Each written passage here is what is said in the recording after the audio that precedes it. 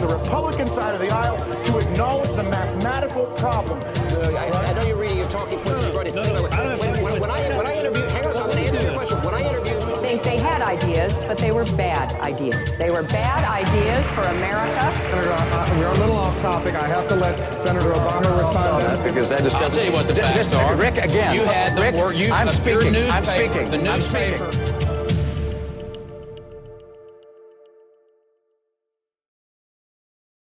Welcome to UCTV Politics. I'm Bianca D'Agostino, here with our debaters. Tonight's topic is healthcare reform. Representing the Democratic side is Kevin Alvarez, and representing the Republican side is Cameron Wilcox. So let's get started with the opening statements. Kevin, we'll start with you. Well, hello, Bianca and Cameron. Tonight we're talking about healthcare and the whole state of healthcare in the United States. And that's a wide-ranging issue and one that's been tremendously impacted by the Affordable Care Act in these last few years. The Affordable Care Act is a tremendous step forward because prior to that, our health insurance market was simply unsustainable. We had millions of people uninsured. We're the only industrialized country in the world that allows people who are able to be covered to not be, because we do not support those low-income people. The Affordable Care Act took a huge step forward in getting over 17 million people insured. And so over the course of the evening, we're going to talk about how to build upon the Affordable Care Act and the positive implications of it. Well, I just first would like to start by thanking everybody, and it's a pleasure to be here with you two tonight. In today's America, we live in a society where we are being forced to live under a health care act that over 50% of Americans, and an increasingly large number as it continues to grow, disapprove of. We are forced to live under a burden of a system where states can't afford to continue to fund Medicaid as it continues to be talked about maybe expanding. We are forced to live under the burden of a system that in a few years we're not going to have the money to fund. And once that funding runs out, you're going to see a very weak system that has been implemented by the Obama administration collapse and leave us in disarray. We live in a country that deserves to have a free market where people can choose, because that's what fuels the ingenuity and the innovation that makes our country great. We shouldn't be squashing the American dream and the American ingenuity that's made this country one of the leaders in healthcare and medical discoveries. We should be fueling the competitiveness that allows for people to get the healthcare they need and to actually have access when they need it, how they need it, and to make sure that they're taken care of, but have the right to choose and make sure they're getting the plan that they deserve. All right, thank you both. Now let's dive into tonight's question.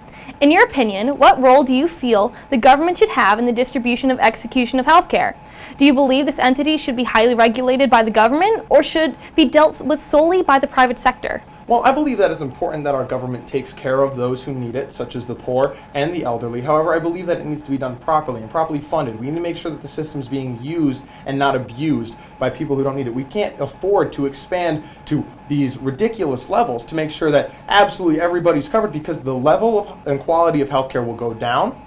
There's not the funding for it. We're seeing Medicaid get cut as it goes on because there's not enough money. The states can't carry this burden, and they've written letters. They've talked to the federal government. They've appealed as groups of governors to say that they cannot afford to carry the full burden of Medicaid. Well, I need to correct you there, because so for Medicaid expansion, it's actually the government pays 100% of the Medicaid expansion for the next 10 years. After that, it's reduced to 90% of the expansion, but it is on the burden's on the federal government, not on the state. Well, they could say whatever you want. The numbers are there on paper, but it's not going to work. So you're saying the numbers are there on paper? They've all come out and said that the numbers won't work. It's going to collapse in time. Think tanks, except for the fact that the Affordable Care Act is estimated to save $200 billion and is already saving that amount of money. So you're talking about, sure, it makes sense on paper. It makes sense when you talk about facts and information, but it doesn't make sense when you're using demagoguery and more ideological nonsense to talk about healthcare. So healthcare is a system that involves facts, it involves figures. And when you talk about the United States becoming unsustainable when we try to cover everybody, well, why are we ranked lower than any other industrialized country in the world for quality of healthcare and people covered? Why are we ranked behind all of these countries with a public option or single-payer systems? Why are we ranked behind them? Because healthcare does not work as a private market. You do not choose where the hospital... We're behind a single-payer system because single-payer systems don't work. When you look at it, what does it do? It kills competitiveness in the market. Where's the incentive for people to become doctors, for people to to innovate, create new Because products if you don't make profit off it. That's how the system works. Well, that's actually, what makes capitalism no, great. But see, here's the problem. It's not capitalism when they're not competitive. You don't compete in a healthcare market. You don't get to choose. You compete for capitalism, plans and payments. No, but let's you're not going to raise your capitalism. rates and then lose your customers if they can Here's the offer thing. quality and lower rates. Let's actually get in the definition of capitalism. You need somebody who's able to choose which product they buy for capitalism to work. Healthcare is not a capitalist market because you do not choose which hospital the ambulance takes you to, what drug you need, and you choose your coverage and you choose the type of cover you have. You choose your premium. You choose your deductible. If you can afford choose the amount. Yeah, but you don't choose the healthcare you need. You can and choose the plan. what You have to be covered for. You don't have older people being covered for contraceptives that they don't need, such as when you're underneath an umbrella plan that you didn't want to choose. But also, what you're talking about is the Affordable Care Act allows people to choose their health insurance plan, and it helps subsidize them so they can actually afford it. It also expands Medicaid so that low-income people Medicaid's beyond the boundaries of what states can afford to pay. Even though and if they want to, you continue to raise the here's the taxes thing, I already beyond pointed what out- people should have to pay. But And then you complain that the minimum wage is too low. No, I already pointed out that states do not have to pay for it for the next 10 years, so I don't know why you're falling back on this thing. Could it be that there's no actual substantiated facts as to why? Then why do you have a whole system of We're gonna governors stop writing here, letters about how they can't support Because it? they're ideologues. We're gonna move on and to the because next they're question. ideologically based and not Excuse me, factually Kevin, based. I'm sorry. We're Yes, going to move no, on I to the next understand. question. Thank you very much. So now we're going to move on to the major question of the debate about whether healthcare is a privilege or a right. Do you think healthcare is a right that should be accessible to everyone using American tax dollars, or a commodity that should be sold in the free market? Neither.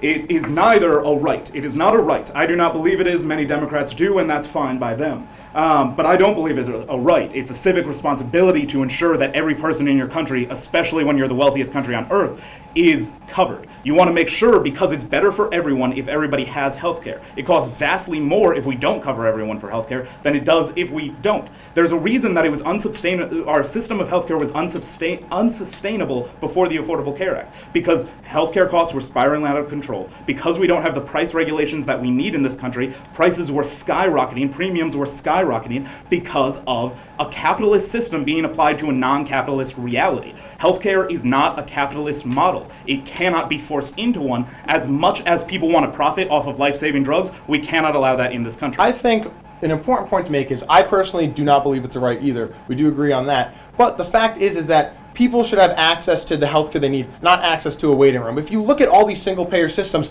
over in Europe and all the national health services that they have, sure, it's great. You're covered. You pay $9 out of your taxes or out of your paycheck every week in taxes that go right to your healthcare, and it's great as long as you don't have to use it. When you actually have to use it, it's, oh, well, you need this surgery now? Well, in 4 months you can have it because it's going to be at this hospital, at this date, with this doctor, and you're on this list. You're if you don't get it, elective surgeries. Elective surgeries, yes, there are longer wait times. Not just elective surgeries. No, yes, but if you're lucky enough to but go to an legally- emergency room and get rushed, you'll be on the emergency list. But there's no guarantee you get it. But there is factually in Canada, in the United Kingdom, in Sweden, Finland, all of these countries all have laws that if you cannot be denied or put on a wait list for emergency or necessary surgeries, elective surgeries, ones that are not vital to your life, not vital to your state of life in that moment in time.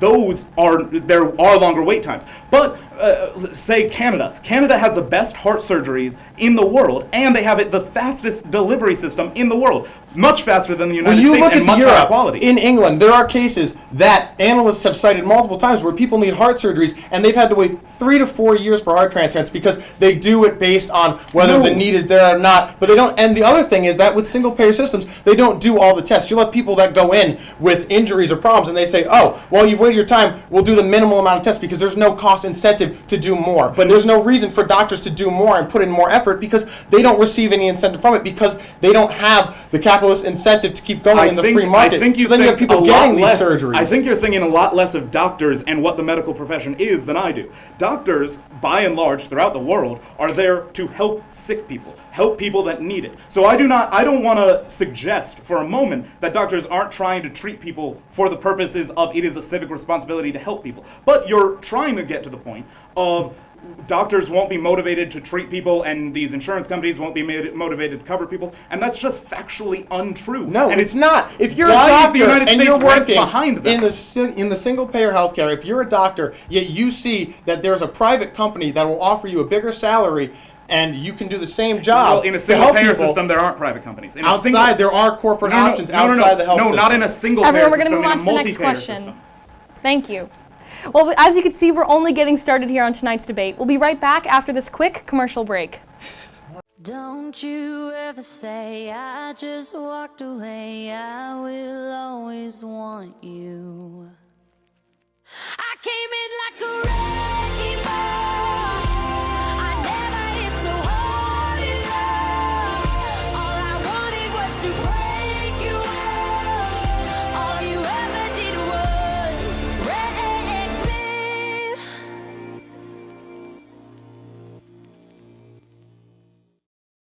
You're gonna be what you be. Hey, say what you wanna do with your life.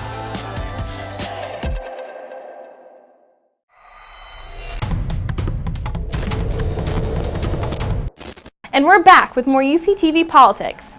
Under the Affordable Care Act, companies with 50 or more full-time employees must provide health insurance to those employees.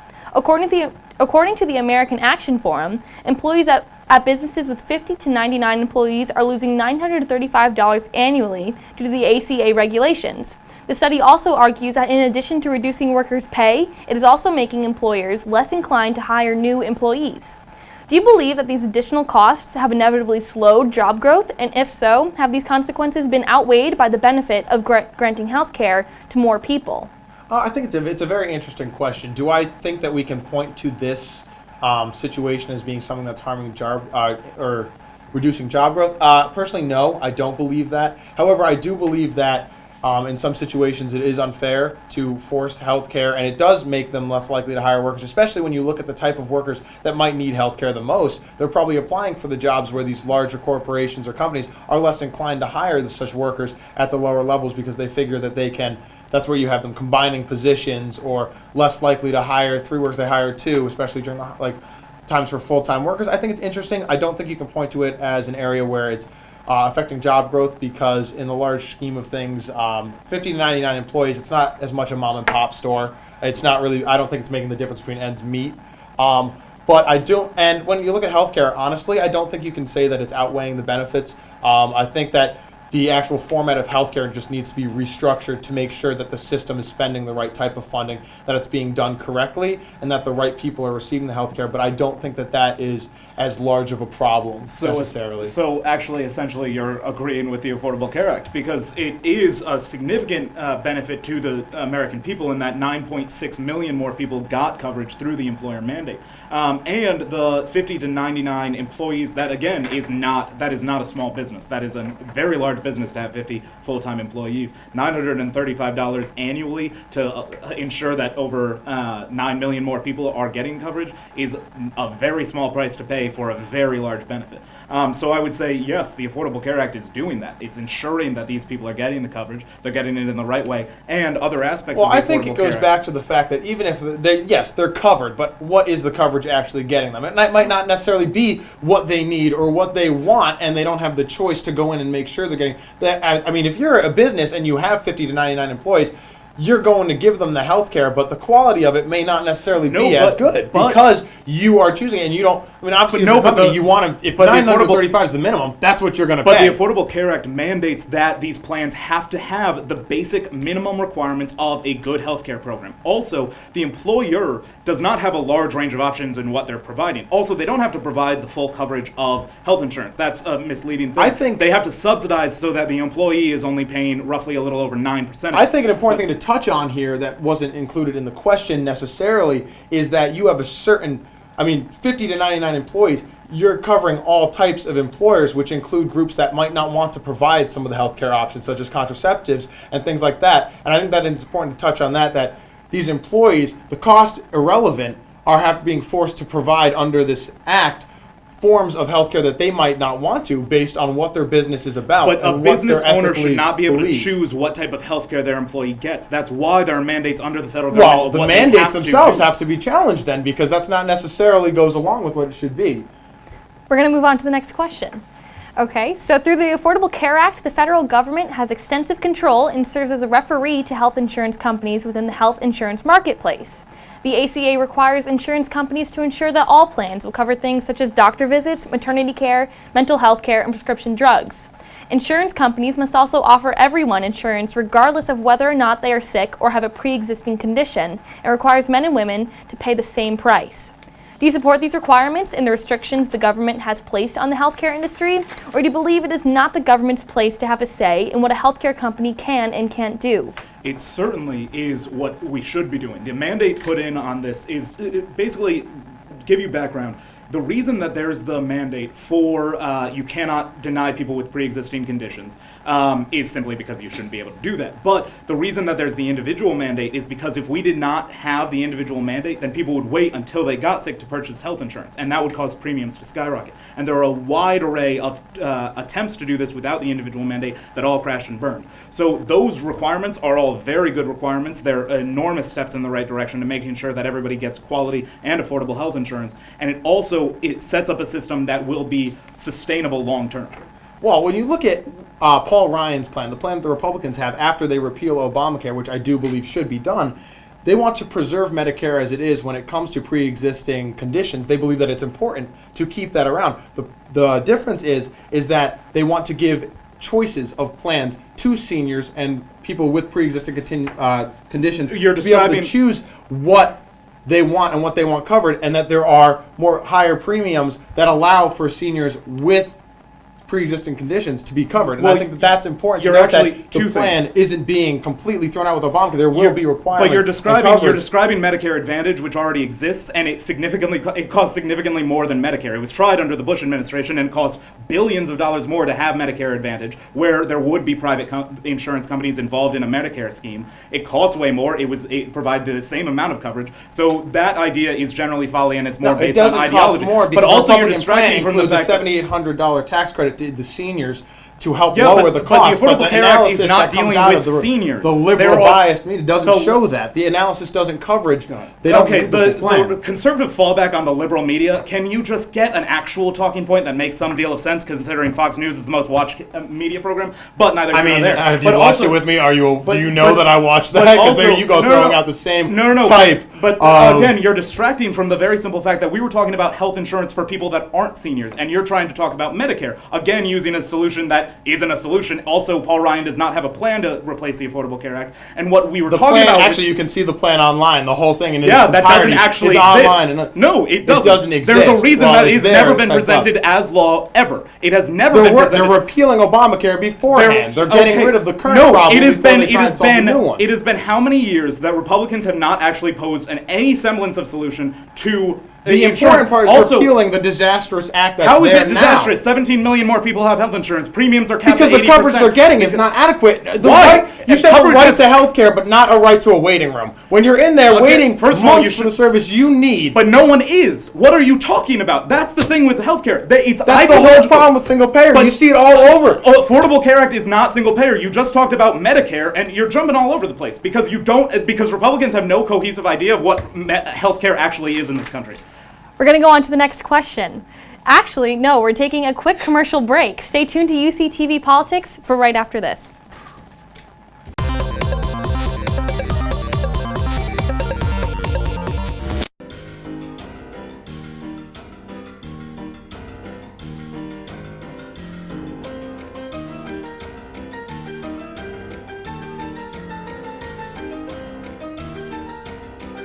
You know, it's work like that.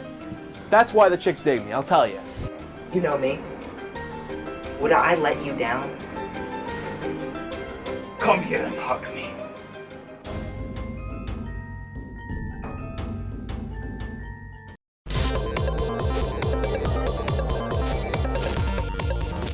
We're back with even more UCTV Politics. Medicaid is insurance for low-income Americans who cannot afford health care on their own.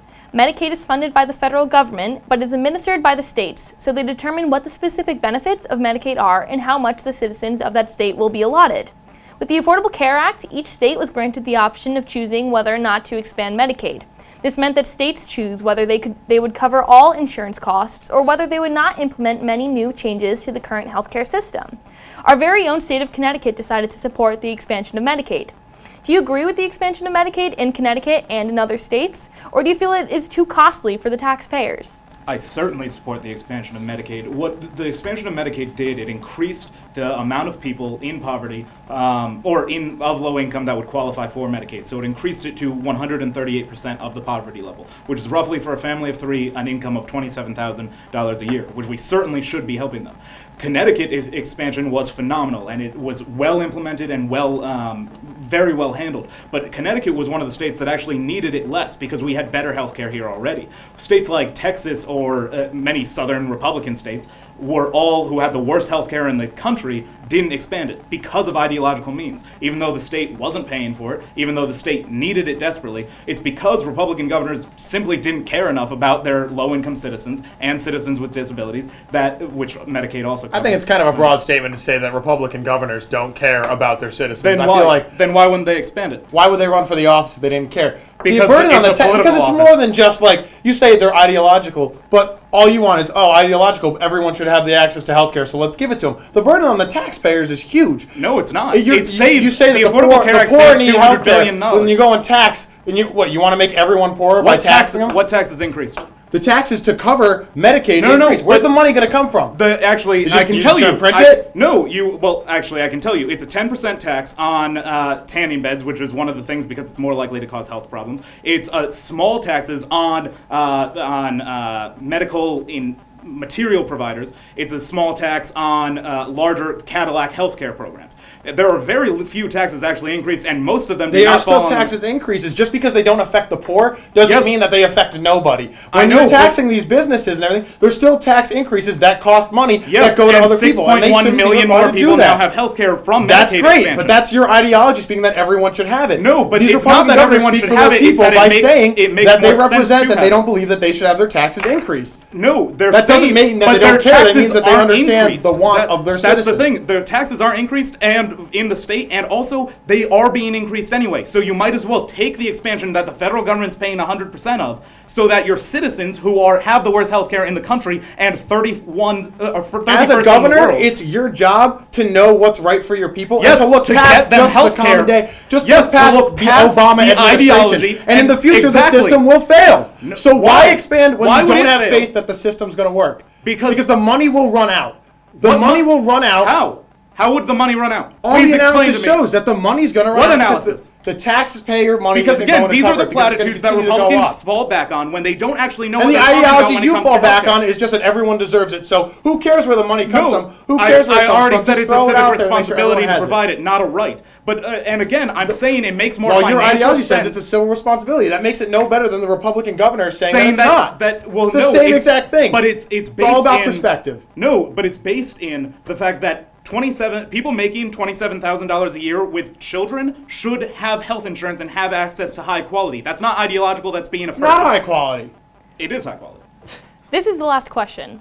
With the expansion of Medicaid, pregnancy care for low-income women is provided, including prescription birth control and other pregnancy contraceptives.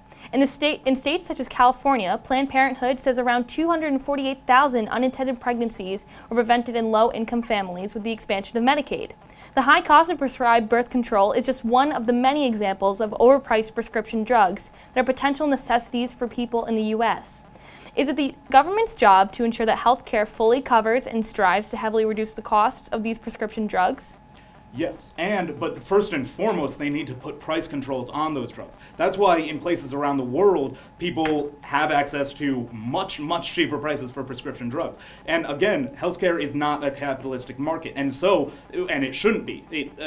Where Martin Shkreli can increase the price of a life-saving drug by thousands of % overnight, shouldn't be happening in the United States. So there needs to be price controls. Then it will reduce the cost on the government when they are providing it. So first you need the price controls, and then you need the federal government to be providing for low-income citizens that can't afford their own health insurance, to have it. I think that it's important to note that why do companies exist? Companies exist to continue to innovate and produce the best product to gain the most customers. If you have price controls that limit the amount of money you can make, then why are you going to continue to make new products? You gain nothing from it. You gain nothing from spending all the money on research and development. Then why do they in Europe? Europe's behind. The innovation comes from America because that's where we have the incentive to create, to do it. If you don't have any monetary incentive, it goes back same thing with doctors. Kids aren't going to grow up with their parents telling them to go out there and be a doctor or a lawyer, if there's no monetary incentive to do that, because it helps them support and create a better life for themselves. Well, first if there's no incentive to do that, there's no reason for them to try and create new medications and try and solve these, create new technologies to be used. The quality of healthcare will go down if there's no incentive to create better things. Okay, let's actually talk about the innovation in prescription drugs. So in the 70s and the 80s, the United States produced roughly 30% of the new prescription drugs in the world, or new medicines in the world. The rest of the world created the majority of them. It has since shifted over time because the United States has become such a market of where because the prices have skyrocketed so much. In the system that we're using now, companies don't base their what they sell these drugs off of on what it costs to make them and then the profits off of that. They base it on what's already on the market and then increase from there. That's why prescription drug costs skyrocket in the United States as well as profits. That's why they're shifting to the United States. But they're international companies. Switzerland and England produce just as many prescription drugs or new drugs as the United States. So this idea that it's hurting competition, it's simply not. Only people in those countries are able to get those prescription drugs for significantly less, so nobody's dying off of them. Any attempt to limit the free market in the United States goes against. It is a competitive market, and to reduce the competition. How is it a competitive market? Please define it for me. It's a competitive market because you have various pharmaceutical companies working to produce new drugs to make themselves money. That's what I cannot is. choose which drug I need. Therefore, it's not a competitive market. No, but they create different kinds of drugs. Why do you think you can have Tylenol? You can have Advil. They're different brands of drugs because they make money off them. If not, then they would say, "Oh, well, Tylenol's already there. Let's just stop." But again, you're not talking about Tylenol and Advil. We're talking about life-saving drugs that have a monopoly on those drugs. The rest of the world. The rest of the world is what? 189 countries. Well, yes, but the developed world. 30%. Well, okay. Okay, so Japan and the UK, 85 developed companies to. God. Well, before we sign off for tonight, let's move on to the closing statements. Since Kevin went first with the opening statements, we'll have Cameron start. Well, first, just like to say thank you for having me on. I think it was a very good debate tonight. Interesting with the new format, but great job, Kevin. Great job, Bianca. When it comes to healthcare, I think it's important that we make sure it's funded properly and we make sure that people get care, but we make sure that the plan has a future that we can sustain. I also think that it's very important that pharmaceutical prices remain within the free market. That way they can continue to fuel innovation and advancements in the medical facility, and that we keep the quality of healthcare up by still creating motivation for people to come into the healthcare industry and work hard and do better to help provide healthcare for the people so that they can get the best quality. That's all from me. Thank you. God bless you all, and God bless America. Well, that was lovely. I thank you for this lively debate and for you for moderating. When we're talking about healthcare, you threw out a lot of things there, and it was talking about how we should keep the quality of healthcare in America great. It is great for those who can afford it, but there's a reason that the United States is ranked 31st in the world for healthcare, despite being the wealthiest country on earth. There's a reason that prescription drug costs skyrocket. There's a reason that we have all of these problems.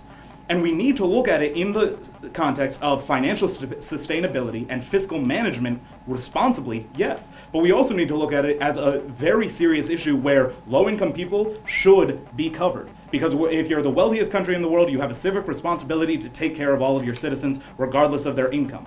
So in the United States, there's a reason that we do not do this yet. And it's because of politics and it's because of ideology. So if we're going to talk about healthcare, we need to be talking about how can we make it possible for all of our citizens to have good, quality, affordable healthcare. And I thank you very much.